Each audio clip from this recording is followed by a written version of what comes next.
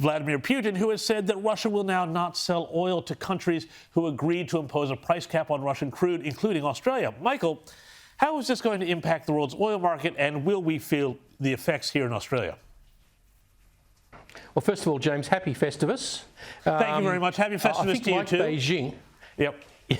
like Beijing, putting bans on Australian goods, I think this is good because it'll cause countries to be less reliant on Russian oil. I think you've got to remember that the EU has a ban totally on the imports of seabound Russian oil. So this is all designed to make the Russian treasury shrink.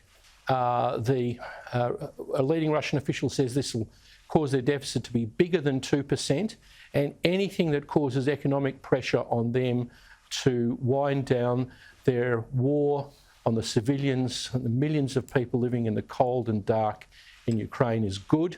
And I think it'll cause a long-term reawakening in the West, particularly in Europe, that we cannot rely on these authoritarian states. But, Michael, just, a follow-up question without notice.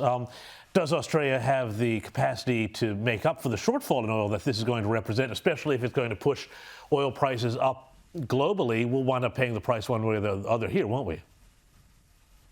We will. I don't think we have to pay higher prices with gas if we just increase the supply. I plead with Chris Bowen to abandon his and Lily D'Ambrosio to abandon their opposition to the search for gas. We need more supply.